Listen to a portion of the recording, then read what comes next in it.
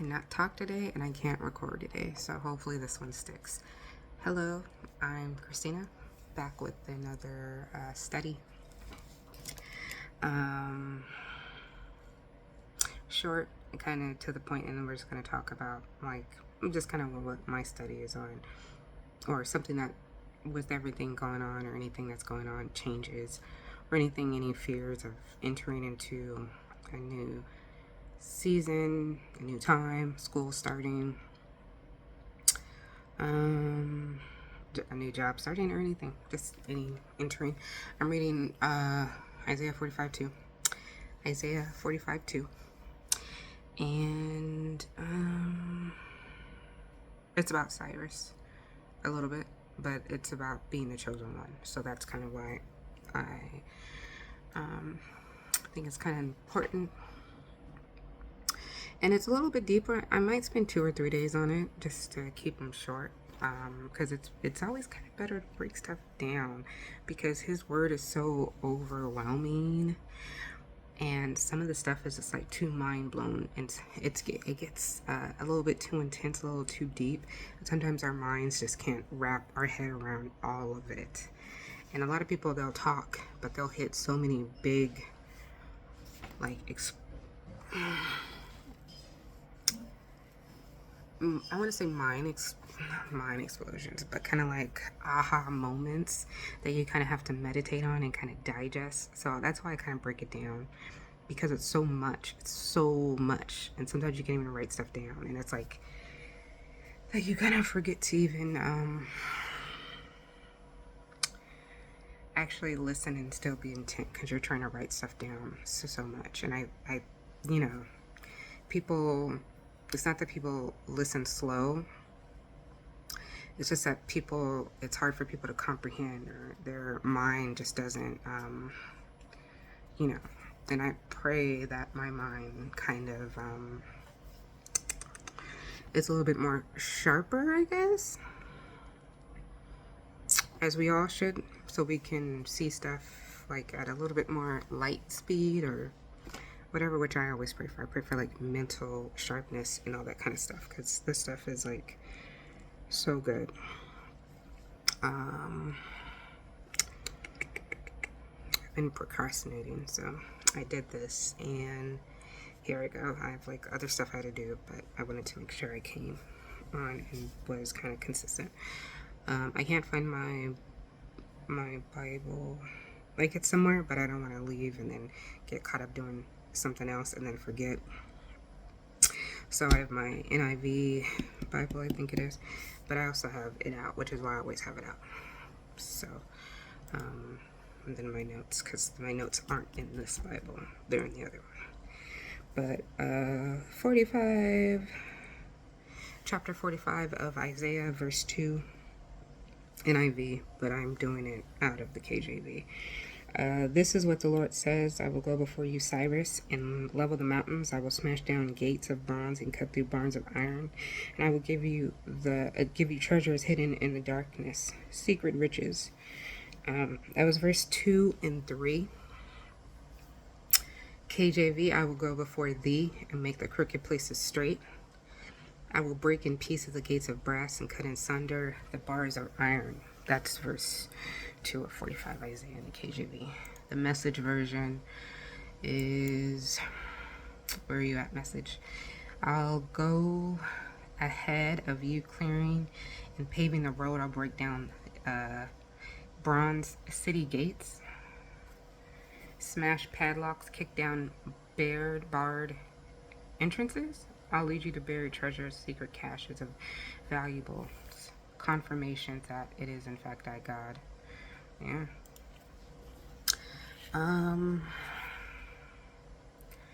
We know that I will go is just walking, proceed, move, come. So I'm just breaking it up, and these are some of the words that pointed out to me in Hebrew. This is Hebrew, right?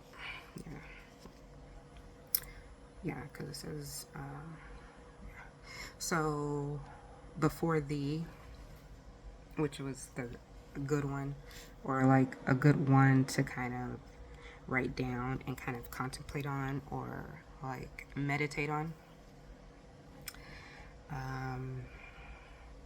Before the, when I looked it up in the Strong's Concordance, or you can also use the Blue Letter Bible, Blue Letter Bible .org. So blueletterbible.org, and you can look at all of it on there. If you really need more detailed, I can show you that as well. Leave a comment. Before they means with prep. So it means in front of, before, which you already know, but it means kind of with prep. So like that's already good. But it means in the presence of, in the face of, in front of. It also means against or anger. It means to employ, endure, inquire, face, favor, forefront.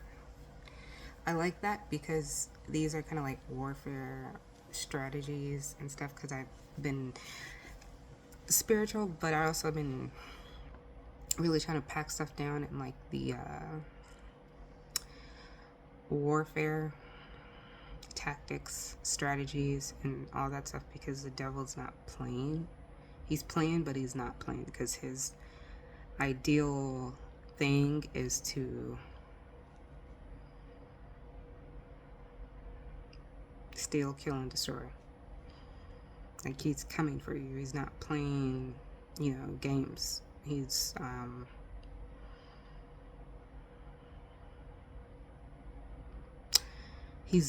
ultimately trying to hit you with the end game. And he doesn't care about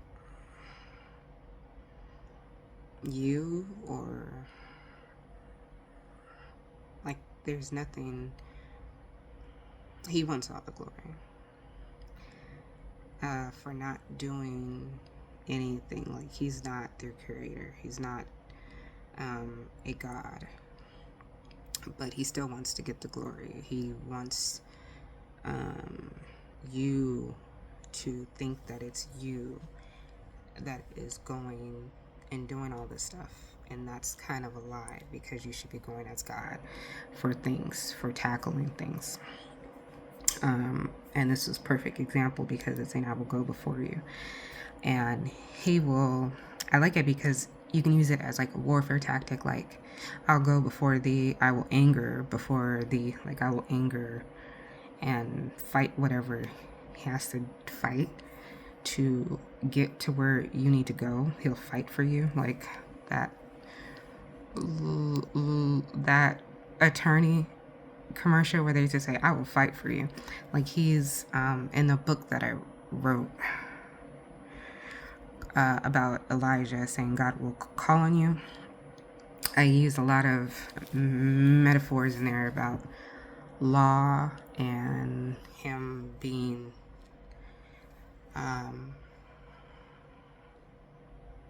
your mediator, because that's what Jesus is. You should get that book. It's very good. I also like it that he'll show favor, because that means that wherever you go, people are already going to see you as a favorable person. So I will go before thee, in front of thee, I will prepare, I will prep everything. So everything that you have to do is effortlessly. It just glides. But I'm kind of getting ahead of myself.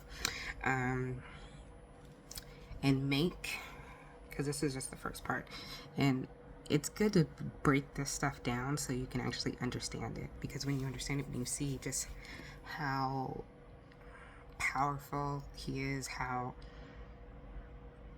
what he does, and how he does it, it just kind of makes it a little bit more on a personal level, and that's kind of what God wants. And make is to esteem, approve. So he's already esteeming you or approving you for it. It means to be level, to make smooth, to make straight. So crooked, when someone says, oh, they're a crooked person, that's not good. That means that they're bendable, meaning they're shady.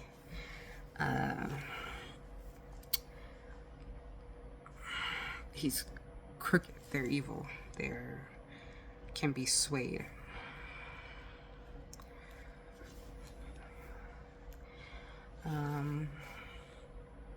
That's not a good thing to be referred to as crooked. So let me go here. And I want to see if there's some other words, but it's probably not.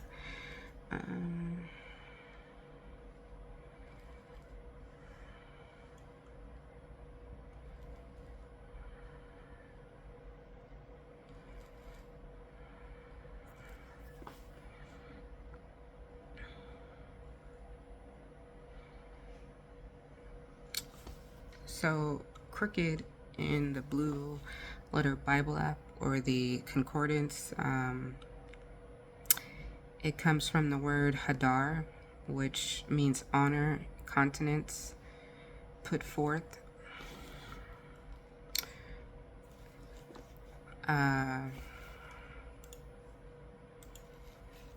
It means, and it's broken down into adorn, glorify, be high. It also means to swell, swelling, meaning like large. So it could be like a large place. When I thought of large, I thought of a community or like a government or like a system, because you know they're very large and there's a lot of different mechanics and different rooms and different areas of that. So that's what I thought when I see large, because it kind of breaks it down when you go more into it. And that's what I was trying to get to, because it's a lot. It also can mean be of no account. It can mean tumid, swollen, lofty. That means like high, I believe.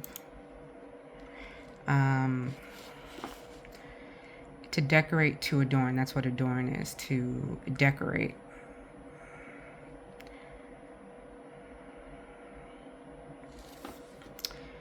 To act proudly or to boast. So crooked, which is what I thought was like just crooked, it could also mean high places, large places, be high or proud. So it could be like the proudful places, to honor oneself, claim honor.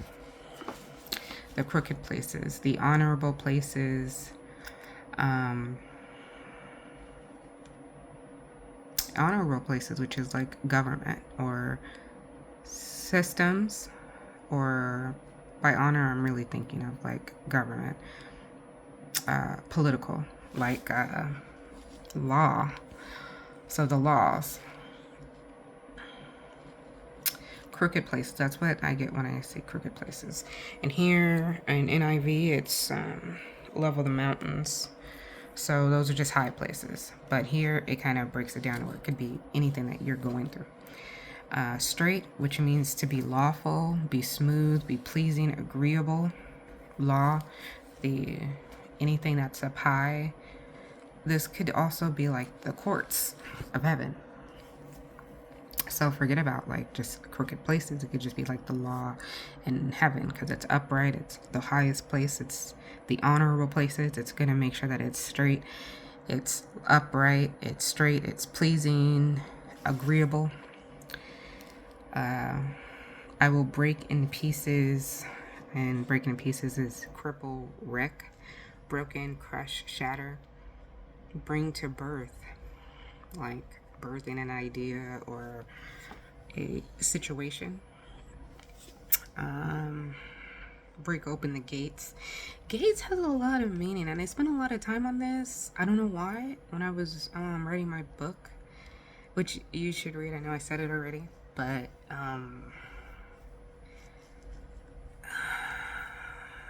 had to come to this when I was writing my book to get a little bit more understanding, but it's still kind of in awe. So the gates, which in NIV it says gates. I will smash down gates. And I kind of got to get the whole side of it because it's just a lot. The gates, which remind me of lift up your head, O ye gates, and be ye lifted up, you everlasting doors, for the King of glory will come in. Who is the King of glory? The Lord of hosts, the Lord mighty in battle. Lift up your head, O ye gates, and be ye lifted up, you ever ancient doors. That's what they say in the Message, and in KJV it says doors. That was Psalms 24:7. Psalms 24:7. So a gate could be a door, but it also means like a chest or a lid, which is cool because I think that's kind of what it was leaning towards. But it's weird though because it also, I was actually going to do a study on this before. This is what this is about. It also means crocodile jaw, strength of the double jointed joint, which I think it's because when it snaps on to something on a prey, it locks on. A little background.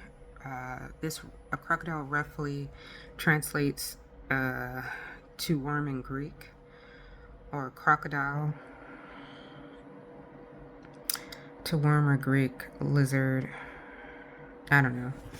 Or in Greek, it's lizard and pebble, which in Old English was worm of the stone, which was used to advance technology. So that was what they used to, it was what they used to break down stones. Almost got lost right there, which was used as advanced technology. So they used like some type of machine, I think. This was me just doing it, reading it, but it was technology, as advanced technology used for cutting stone and iron and disintegrate metal and diamonds, because he's just saying he's gonna crush the door. And doors back there, or gates, were made of iron. So I think that's like, wow. Read about that, but that's is what it says. If you read it, it says crocodile jaw. They say that all the time. So there's a lot of more meaning to that. I just looked at crocodile jaw more because when I first was checking it out, I was like, are you guys talking about the actual crocodile jaw, like what it does? Because I shouldn't put a picture of a crocodile, but no, I'm not. I was just looking at a picture of a crocodile with my youngest, and I was showing them like how long their jaws are. I don't know if you call them their jaws, but also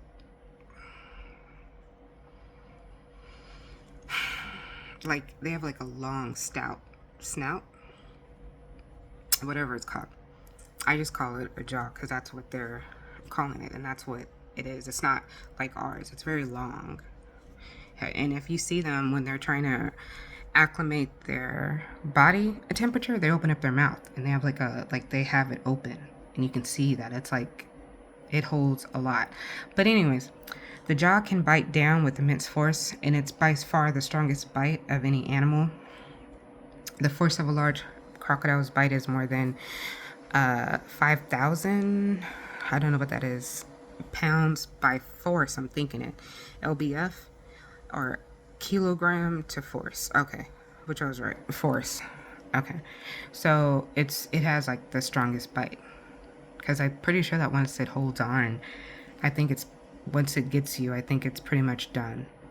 Like it doesn't have to do anything else. So I thought that was powerful, but I also thought more about that there was a technology that was used for cutting stone and iron and breaking down metals, because they were doing like stuff with that kind of stuff.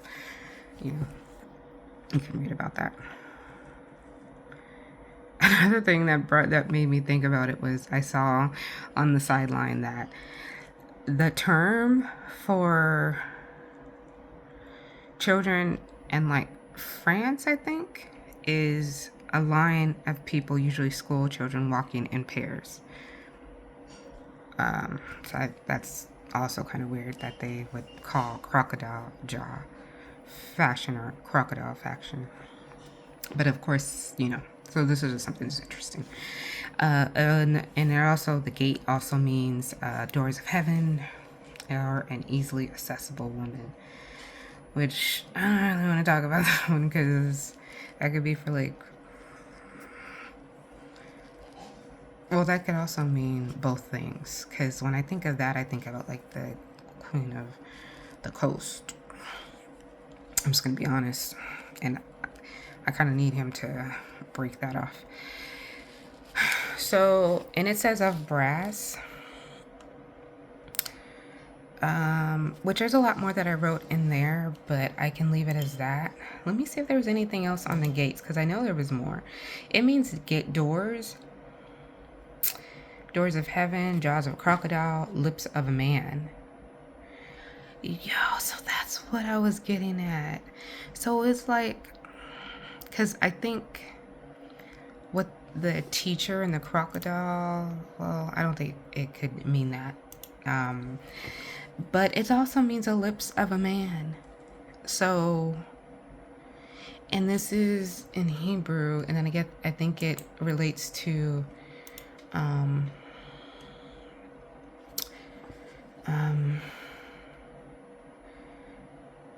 yeah, and it also means a lip of a man, lips of a man. Wow. I didn't see that before. Thank you, God. It means lips of a man. So, the lips of a man. Because when somebody says something and they throw it out there like, maybe gossiping, it's cool.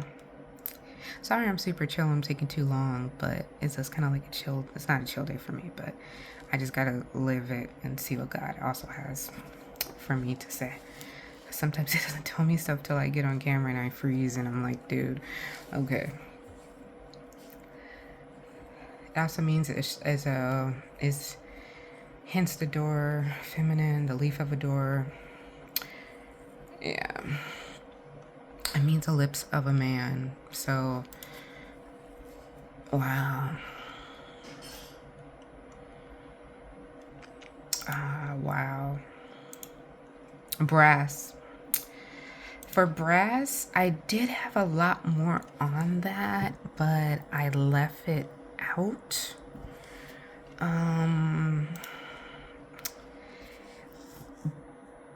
But as I did a study with David, sorry. I was thinking about Daniel earlier. David and the Goliath, and that was some powerful stuff. Which I was going to do before I did Elijah, but I didn't. I did Elijah first because I like Elijah. Anywho, of brass. Brass means strength or resilience. It means workable in its hardness. So meaning it's still hard, but it is able to, and strong, but it is a strength that can be workable. In Hebrew, it means nakash, which means to be bright or to shine. But I'm playing with my hair too much. It could also mean bones of a hippopotamus, which is like strength, because I'm pretty sure hippos, they have really strong bones, which is a word in itself. It means unproductive earth, meaning it's earth that hasn't really been used too much, but it's usable. It also means doubtless.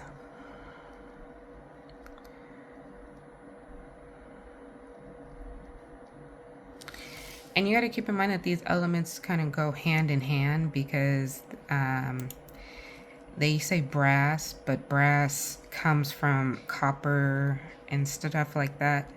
So copper made from melting copper from melting copper ore and then made from copper and alloy. So it's like a mixture, which is why it becomes a little bit formidable, I guess, like where you can do stuff and with it. Another thing I'm trying to get to, brazen gates, which is what it says, but it's a stone is molten into brass, so it gets melted. And I had a scripture about that, but I can't find it. It was written down somewhere about what they do with the ores and the alloy, and it's melted down. But you can keep in mind that it's strength, it's also reliable, it's workable, but it's hardness, but it also is doubtless. It means doubtless, hardened with alloy, meaning no doubt. Doubtless, it's having, I doubt, like, so it will cut in asunder.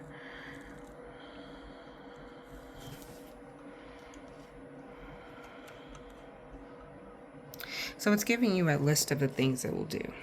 I'm going to try and speed it up because I'm getting excited all over again. I will smash down the gates of bronze, which is what we talked about, and cut through bars of iron. So you got the doubtless bronze that's probably not movable, I guess you can say, because it's strong. It is a little bit formidable, but it's not easily moved, I guess. But it could be, given the right element, probably. This is stuff to meditate on. I'm just kind of getting more deeper into it, but I'm trying to keep it short. So I'm probably going to end it here. But I still think it's good. And it's a good way to get you into it, to read it, and maybe do it together. Bars. Okay, so cut into sonder means chop off, sew, chop down, be hewn off. Bars. It can mean wood, gate, a fortress, tribulation, which is good because it's breaking down any trials or tribulations that you have. A fortress, what could be known as like a fort hold or a stronghold of the earth as a prison. So that's what the bar means. Bar of iron, which we know is iron ore, but it also means oppression.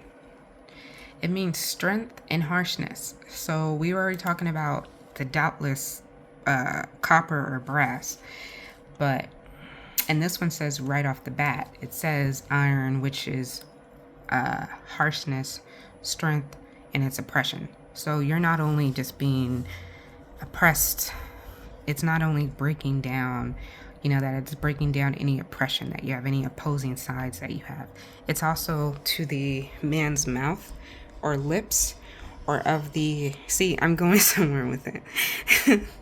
It will also smash down the gates of bronze. So with the the crocodile is the gate. So smash down the man's lips of doubt. Because when you're talking to someone and they are, let me look at the word doubt, because I never even thought to look at that word, because it could probably mean a lot more, and I like to read stuff. I probably did, but I don't have my work with me. So I'm kind of like reading it again and getting all excited all over again. So give me a moment, please.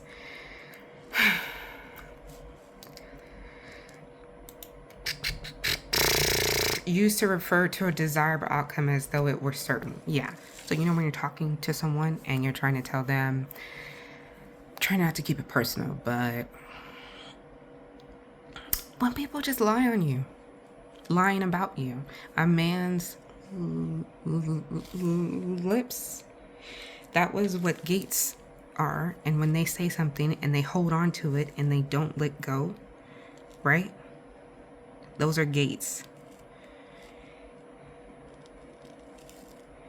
He's saying that he will smash that down. So any talk, any negative talk, any doubtless talk that they are certain, they could be saying, my favorite thing to go to, which I think is Psalms 3, Psalms 2, where it says many people are saying they won't rescue me, that you won't rescue me, but Lord, you are my powerful God who gives me courage. I will rise up.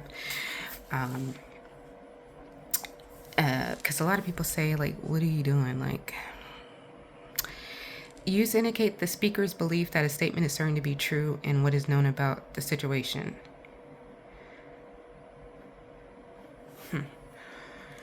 It's with a doubt, without a doubt. It means doubt. Like, it's not the opposite of doubt, but I still wanted to kind of read it because it's mistress, I think, has the definition of a witch, I think, or a sorceress. So that's kind of cool.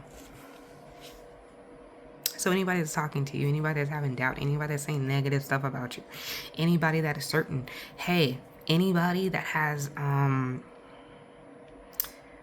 a judge, since I like to do like warfare and courts of heaven, so like a judge telling you something, it's coming out his mouth. A doctor that's certain that what they found is cancer, that's certain for that what they're saying, she will never get better. Well, my youngest was in the doctor's, and the doctor couldn't really say much, just that it's not looking good or something like that. Like he'll smash that down. It's coming out of a man's lips. And the thing about it is that it grabs a hold on you so hard, like it really does. Which is why I keep going back to the crocodile, because you know when you have doubt, when you have, I'm gonna start saying brass now, but when you have that and you're being like, or you have the oppression, the oppression or the hardness that's blocking you, that you can't go to where you need to go to your next step. So it's good. I said I was going to keep this a little short, but I had to kind of get to it so it makes sense. And that's why I kind of use these to break it down a little bit more. Sometimes you won't get to it on your own, or it'll take you longer. But I feel like right now we don't have time to take your time. We don't have time to dawdle. So this is just kind of help.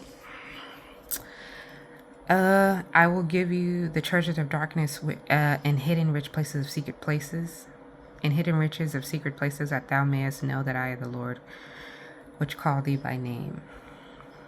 And I will give. So he's tearing all that down, and he's going to give you, bestow, grant, permit,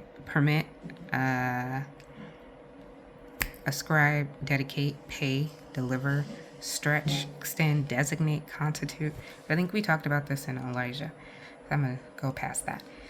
Then we're going to talk about the treasure of the storehouse, which is, I don't want to get too excited because I did get too excited. Treasures,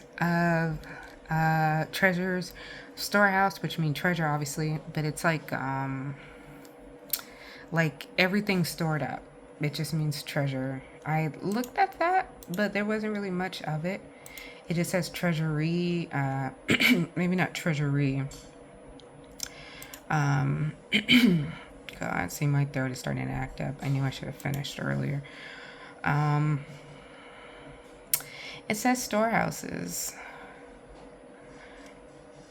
Oh, I'm sorry. But I'm not saying what the other ones are. It means supply, like stores of supplies of food or drink. It's a depository, an armory, a cellar, a garner. I'll probably touch more on that a little bit later on. Of darkness. It means darkness places mean obscurity. It means a